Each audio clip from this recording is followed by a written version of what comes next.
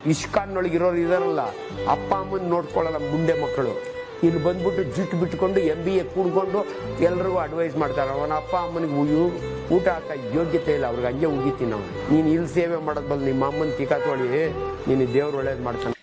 ಹಿಂದೂಗಳ ಧಾರ್ಮಿಕ ನಂಬಿಕೆಗಳ ವಿಚಾರವಾಗಿ ಹಿಂದೂಗಳಿಗೇನೆ ಉಚಿತವಾಗಿ ಉಪದೇಶಗಳನ್ನು ನೀಡೋದಕ್ಕೆ ಈತ ಒಬ್ಬ ಬಾಕಿ ಇದ್ದ ಅಂತ ಕಾಣಿಸುತ್ತೆ. ಈಗ ಈ ವ್ಯಕ್ತಿನೂ ಪ್ರಾರಂಭವನ್ನ ಮಾಡ್ಕೊಂಡ್ಬಿಟ್ಟಿದ್ದಾನೆ.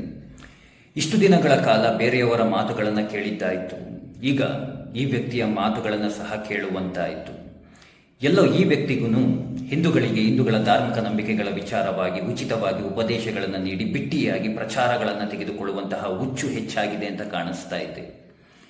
ನಾನೆಲ್ಲೋ ಈ ವ್ಯಕ್ತಿಯನ್ನ ಒಬ್ಬ ಗುಣವಂತ, ಸಂಸ್ಕಾರವಂತ, ವಿದ್ಯಾವಂತ, ಸಮಾಜದ ಬಗ್ಗೆ ಕಳಕಳಿಯನ್ನು ಹೊಂದಿರುವಂತಹ ವ್ಯಕ್ತಿ ಅಂತ ಇಷ್ಟು ದಿನಗಳ ಕಾಲ ತಿಳ್ಕೊಂಡಿದ್ದೆ.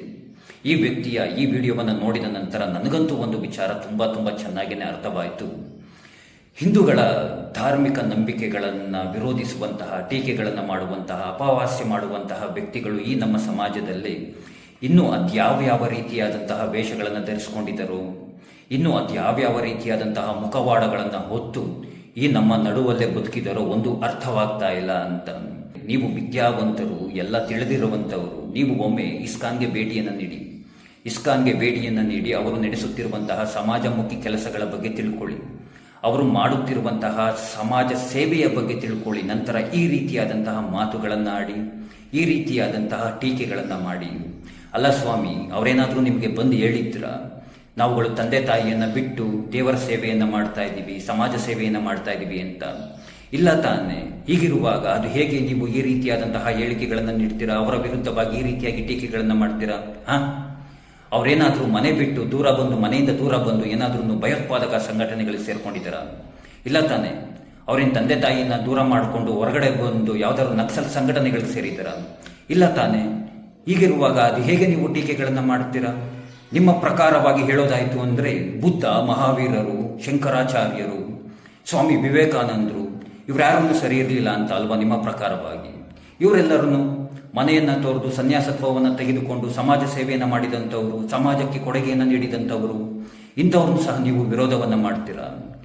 ಏನು ಸ್ವಾಮಿ ನೀವು ನಿಮ್ಮ ಬಾಯಿಂದ ಬರುವಂತಹ ಮಾತುಗಳು, ಅದು ಇಸ್ಕಾನ್ ಬಗ್ಗೆ ಈ ರೀತಿಯಾದಂತಹ ಮಾತುಗಳು ಬೇರೆ ಮತದವರ ವಿಚಾರವಾಗಿ ಏನಾದರೂ ಮಾತಾಡ್ಬಿಟ್ಟಿದ್ರೆ ಇಷ್ಟೊತ್ತಿಗೆ ಜೈಲಲ್ಲಿ ಇರ್ತಾ ಇದ್ರಿ, ಅಥವಾ ಅವರುಗಳು ಬೇರೆ ರೀತಿಯಾದಂತಹ ಕ್ರಮಗಳನ್ನೇ ನಿಮ್ಮ ಮೇಲೆ ತೆಗೆದುಕೊಂಡು ಬಿಡ್ತಾ ಇದ್ರು.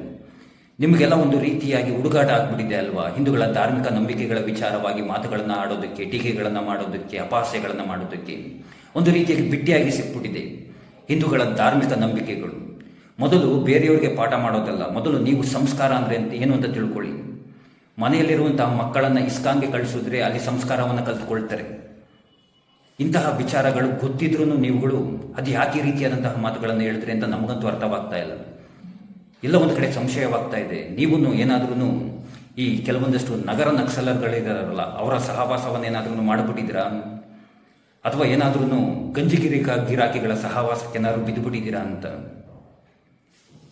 ವಿದೇಶಿಗರು ಇಸ್ಕಾನ್ಗೆ ಸೇರಿ ಡ್ರಗ್ಸ್ ತೆಗೆದುಕೊಳ್ತಾ ಇರೋದನ್ನ ಬಿಟ್ಬಿಟ್ಟು, ಈ ಮದ್ಯ ತೆಗೆದುಕೊಳ್ತಾ ಇರೋದನ್ನ ಬಿಟ್ಬಿಟ್ಟು ದೇವರ ಮೇಲೆ ನಂಬಿಕೆಯನ್ನು ಇಟ್ಕೊಂಡು ಒಳ್ಳೆ ಜೀವನದ ಕಡೆ ಹೋಗ್ತಾ ಇದ್ದಾರೆ.